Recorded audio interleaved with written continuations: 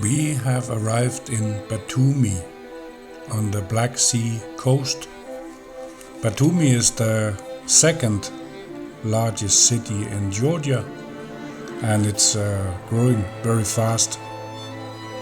It's a tourist place, of course, because of the sea.